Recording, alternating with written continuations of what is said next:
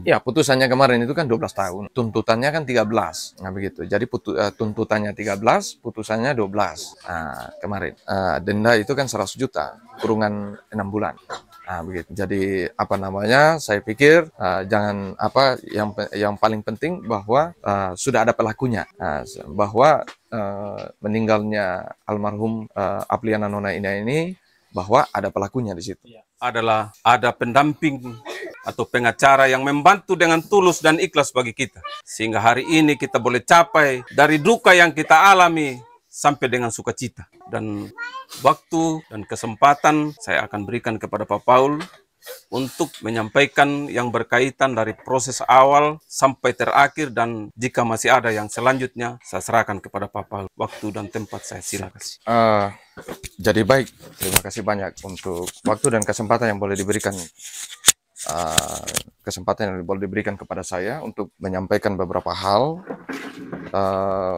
Yang saya hormati Bapak mantan Kepala Desa, Pak Yosua, selaku penggiat media sosial dari media Sumba TV.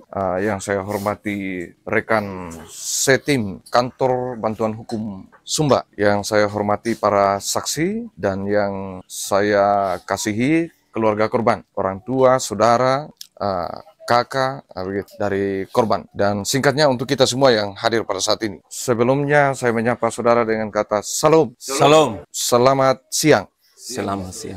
Berkaitan dengan persoalan hukum, permasalahan kasus yang kita sudah jalani selama ini, memang perjalanan panjang. Saya sedikit menceritakan mulai dari awal, di mana saya mendapat kuasa, artinya mendapatkan kuasa.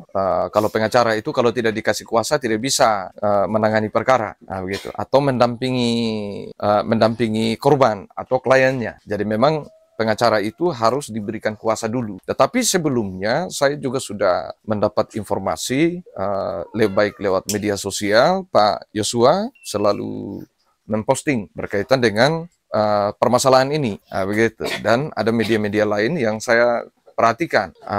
Jadi saya memang secara pribadi waktu itu mulai dari awal saya hanya menyaksikan, begitu, melihat, menonton pemberitaan-pemberitaan berkaitan dengan permasalahan ini. Nah, pada saat itu saya kaget dapat telepon dari Pak mantan kepala desa, pada saat itu masih menjabat sebagai kepala desa. Kebetulan kita juga pernah berhubungan atau pernah berkomunikasi berkaitan dengan permasalahan yang sebelumnya ada yang kita tangani di sekitaran sini. Begitu. Nah, memang bahwa kasus yang sebelumnya juga berhasil.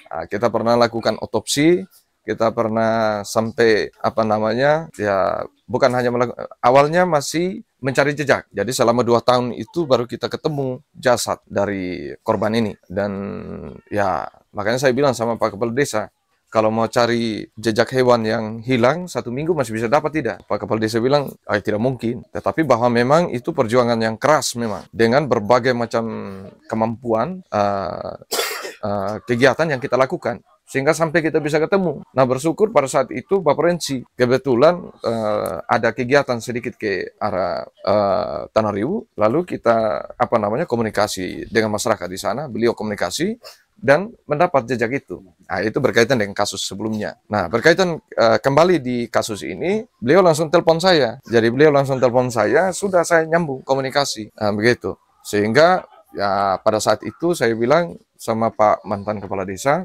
saat itu masih menjabat sebagai kepala desa, saya bilang berikan kuasa dulu ke saya. Setelah itu baru saya bisa mendampingi keluarga. Jadi pada saat itu secara spontan, mungkin beberapa hari, Pak kepala desa, mantan kepala desa pada saat itu bersama dengan keluarga, orang tua, kakak, adik dari almarhumah ini. Jadi sama-sama lalu memberikan kuasa pada saat itu kepada saya. Begitu. Nah, dalam penanganan perkara ini, bahwa awal memang sangat sulit, rumit sekali. Bahkan saya sampai sampai kadang malam juga tidak tidur pikirkan kasus ini. Begitu. Sempat kita waktu itu bersama dengan saya itu sampai pagi kita kita tidur. Begitu. Berkaitan dengan permasalahan ini. Jadi saya berpikir bahwa rumitnya kasus ini ketika saya mendapat menggali informasi dari keluarga korban, karena keluarga korban ini kan jauh dengan tempat kejadian perkara, begitu, TKP. Jadi agak sedikit minim informasi waktu itu. Nah, ketika saya coba menggali, saya bilang ini, saya berpikir ini bisa tidak ini, begitu. Artinya saya ketika sudah dikasih kepercayaan kuasa untuk mendampingi keluarga, termasuk Pak mantan kepala desa, Pak Yos pada saat itu yang ketemu saya, dan Pak Yosua juga ketemu saya pada saat itu. Saya malah berpikir keras, kira-kira bisa tembus tidak ini, dapat tidak ini.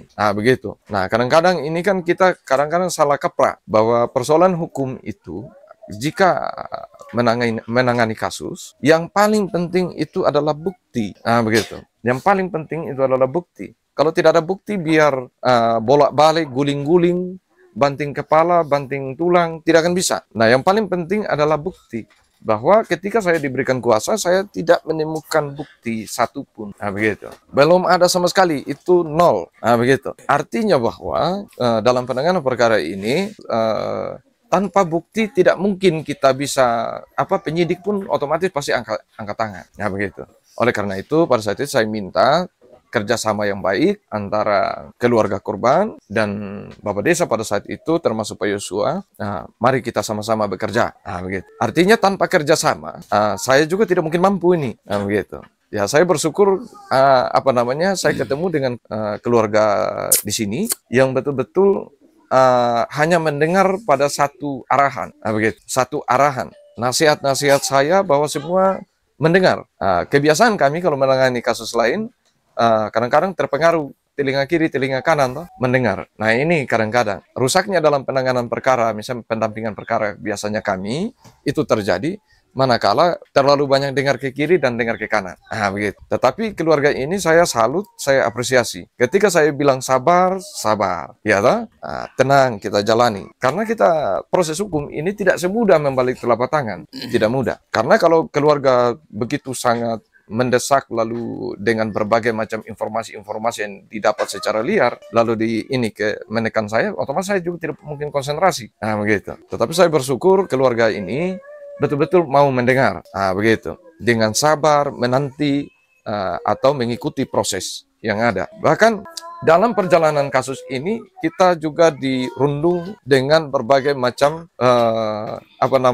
hantaman balik, tantangan balik. Gitu. Jadi tantangan balik itu bukan hanya satu atau dua, tetapi ya hampir kita semua ini. Begitu. Hampir kita semua ini. Salah satunya Pak Yosua bilang, Pak, pencemaran. Iya, dilapor juga sama Pak Yosua. Iya. Untungnya kasus ini final. Kalau tidak naik terus kasus saya. Kalau tidak kan naik terus. Termasuk Pak Yosua ini otomatis ya kena juga kan begitu. Dan terus yang kedua, laporan yang berikut adalah laporan saksi palsu. Gitu. Saksi-saksi kita ini dianggap palsu semua. Terus yang berikut laporan palsu, masih ada juga saksi palsu dan laporan palsu. Termasuk Pak Yos juga itu bisa kena juga sebenarnya. Jadi bahwa memang kita berbagai macam tantangan, tapi yang saya syukur itu keluarga bisa sabar. Begitu. Sabar untuk menghadapi persoalan ini. Dan pada saat itu ya langkah awal ya saya juga berterima kasih kepada pihak kepolisian, pihak penyidik ya yang begitu membantu sehingga ketika apa yang kita komunikasikan mereka sangat-sangat terbuka untuk mau menerima keluhan-keluhan keluarga korban. Bahwa mereka-mereka yang pada saat ini bukan yang dulu terduga, bahwa sekarang mereka sudah pada saat itu di kepolisian tersangka, kurang lebih pada waktu itu kita jalani penanganannya itu memang ya syukurnya itu adalah paling hanya sekitar 2 minggu ya, 2 minggu, sehingga kita langsung mendapatkan titik terang, begitu. Dan dalam perjalanannya juga ya selama persidangan ya memang harus kita lewati karena memang itu sudah prosesnya sampai pada putusan kemarin. Begitu. Ya, yang kita lapor pada saat itu 4 orang. Cuma yang satu kan sudah meninggal karena berdasarkan KUHP tidak mungkin kita tuntut orang yang mati. Begitu. Tidak bisa. Otomatis dia akan bebas dari tuntutan itu. Jadi orang mati tidak bisa dituntut. Jadi kira-kira seperti itu. Akhirnya tinggal 3. pada saat itu dan sampai sekarang. Nah, begitu. Nah, status yang satu kategori masih anak di bawah umur. Nah, anak di bawah umur ini kan prosesnya berbeda. Itu yang saya pernah sudah sampaikan. Tetapi saya sudah komunikasi dengan pihak penyidik dalam ini Kanit. Ya, mereka janji pada saat itu tunggu selesai putusan ini dulu. Nah, tetapi bahwa dia tidak untuk dia lepas dari tuntutan itu kan tidak mungkin. Nah, begitu. Karena kenapa? Kalau status anak di bawah umur kan tidak bisa dia ditahan. Nah, karena penjara tahanan sel anak ini di Polres SBD kan belum ada. Itu alasannya ketika saya komunikasi dengan pihak kepolisian. Tetapi kita harus mengerti juga bahwa di posisi kepolisian mereka ini kan tidak bisa kita paksakan sesuai apa yang kita mau. Karena mereka juga berjalan sesuai dengan perintah KUHAP, sesuai dengan prosedur yang ada. Begitu. Jadi hukum ini tidak bisa kita minta sesuai dengan perasaan hati kita. Begitu. Ya. Tetapi betul-betul harus polisi, saya selaku penyidik harus jeli melihat itu, gitu. Mana yang betul-betul memenuhi syarat sesuai dengan bukti-bukti yang ada, itu yang kena. Begitu. Terus yang berikut adalah yang saya mau sampaikan bahwa dalam perjuangan yang panjang ini tentu bahwa almarhum ini tidak mungkin kembali lagi di tengah-tengah keluarga kita. Tetapi yang kita perjuangkan sedemikian panjang kemarin adalah bagaimana keluarga ini mendapatkan keadilan. Bahwa hukum itu harus betul-betul kita mendapatkan keadilan. Siapa yang bersalah dihukum dan kita selaku keluarga korban mendapatkan keadilan. Karena kenapa? Negara kita adalah negara hukum. Begitu. Bahwa negara otomatis pasti akan membela. Begitu. Negara pasti otomatis akan membela korban yang tidak mendapatkan keadilan itu.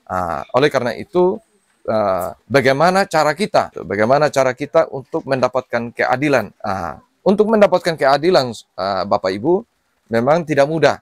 Begitu. Kadang-kadang kan kita kebanyakan tidak paham hukum, begitu. Nah, untuk mau mendapatkan keadilan harus pada jalur yang benar. Begitu. Jadi tidak pada jalur yang salah. Jadi kita harus tetap pada jalur yang benar. Jalurnya di mana? Ya, jalurnya sudah benar.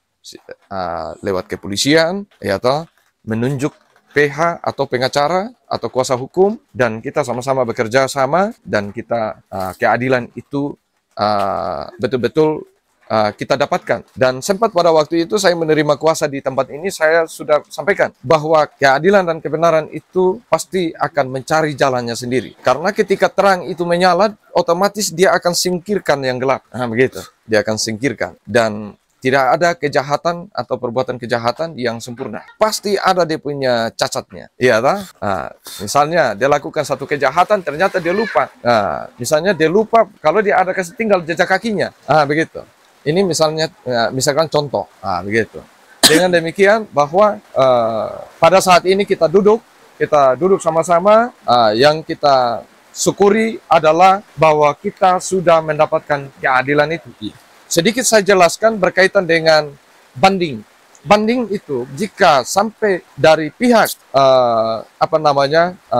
pihak terpidana atau terdakwa, jika merasa masih perlu mendapatkan keadilan, dia akan naik banding. Begitu. Naik banding itu memang sudah prosedur hukum yang ada. Jadi itu hak daripada seorang terdakwa atau terpidana. Begitu. Jadi kalau dia naik banding, kita di pihak korban, kalau mereka merasa tidak puas, yang mereka bandingkan itu berkaitan dengan putusan pengadilan negeri. Jadi tidak ada kaitannya dengan kita secara langsung begitu. Tidak ada. Jadi kalau naik banding, ya mereka naik banding mencari keadilan. Silakan, monggo begitu toh. Nanti dia naik kasasi lagi, ya terserah dia. Kan jalurnya sudah seperti itu. Pengadilan sidang di putusan pengadilan negeri, kasasi banding pengadilan tinggi, kasasi PK itu di pengadilan di Mahkamah Agung. Jadi memang itu sudah prosedurnya seperti itu. Jadi biasanya kita ini kan berpikir ini kan di pengadilan negeri saja untuk mencari keadilan. Padahal masih ada jenjang-jenjang yang lebih tinggi. Begitu. Nah itu hak daripada terdakwa atau terpidana. Begitu. Tidak masalah itu. Jadi tidak mungkin di pengadilan negeri yang sudah periksa kasusnya, periksa perkaranya dengan sedemikian rupa, dengan sedemikian panjang, lalu memberikan putusan serta merta itu semua di karang-karang, kan tidak mungkin. Nah, begitu. Jadi itu sudah melalui ujian, diuji betul. Nah, begitu. Jadi kalau dia lanjut lagi ke tingkat yang lebih tinggi, yaitu adalah upaya dari terdakwa atau terpidana manakala tidak puas. Nah, kira-kira seperti itu Bapak Ibu. Jadi saya jelaskan ini ya sekaligus kita memberikan edukasi, begitu, supaya kita paham hukum. Jadi berkaitan dengan pengalaman kemarin kita dalam hal ini saya menangani kasus ini, pengalaman artinya sekiranya bisa menjadi pembelajaran adalah kadang-kadang kita orang Sumba ini begitu tak dapat masalah dia biarkan molor-molor. Begitu. Kalau begitu dapat masalah sebenarnya langsung kontak pengacaranya. Begitu. Jadi biasa kadang-kadang kita di sini ini kan kalau PH atau pengacara itu masih dianggap bahwa biasa-biasa saja, begitu. Jadi tidak terlalu dianggap penting, begitu. Nanti kalau pada saat sudah susah, baru cari pengacara, ya begitu. Nah, oleh karena itu saya berharap bahwa kita semua yang ada di sini, ya bukan berarti kita bukan berarti kita harus buat masalah besok, tidak. Tetapi bahwa ketika ada permasalahan, ya kebetulan kita dari Lembaga Bantuan Hukum bisa berkonsultasi saja, tidak masalah. Kalau ada permasalahan-permasalahan, misalnya contoh Pak, saya bingung mau buat ini, apakah saya melanggar hukum atau tidak ini Pak? Begitu. Ya silakan bertanya, boleh, misalnya. Ya. Nanti bisa nomor saya nanti bisa dicatat sehingga biasanya kan yang sering terjadi kita di sini ini kan pencemaran nama baik, pencurian, pembunuhan, masalah tanah, KDRT. Sebenarnya dia benar dia punya tanah, tapi karena dia diumpan lebih dulu dia cabut parang. Akhirnya cabut parang saja sudah salah, Bapak Ibu. Cabut parang saja itu sudah salah. Apalagi kalau sampai potong orang. Begitu. Cabut parang saja itu sudah kena pasal pengancaman. Begitu. Nah, oleh karena itu sebenarnya itu tanah adalah kita punya tanah. Karena kita sudah dilapor pidana, mau tidak mau kita kos di sana di kilo 6. Begitu. Setelah itu pulang tanah sudah di tangan orang. Nah, begitu. Nah, dengan demikian ini menjadi pembelajaran untuk kita bahwa penanganan perkara ini betul-betul harus cepat. Andai kata saja waktu itu langsung saya dikontak kan enak. Padahal ini Pak mantan kepala desa ini nomor HP saya ada beliau ini. Jadi dia tidak langsung kontak sama saya begitu. Setelah sudah lewat beberapa bulan iya. 2 minggu, satu bulan. Iya. 1 bulan sudah itu baru saya dapatkan kuasa. Tapi bersyukur juga bisa kita berusaha, masih ada kesempatan. Biasanya sulit sudah kalau kasus-kasus seperti itu. Jadi kira-kira mungkin itu saja dari saya. Saya ucapkan terima kasih juga kepada keluarga yang sudah menerima kita. Vonis. Ya, putusannya kemarin itu kan 12 tahun. Tuntutannya kan 13. Nah, begitu. Jadi tuntutannya 13, putusannya 12. Kemarin. Denda itu kan 100 juta, kurungan 6 bulan. Begitu. Jadi saya pikir yang paling penting bahwa sudah ada pelakunya, bahwa meninggalnya almarhum Apliana Nona Ina ini bahwa ada pelakunya di situ. Mungkin itu saja dari saya. Terima kasih. Baik, terima kasih Pak Paul.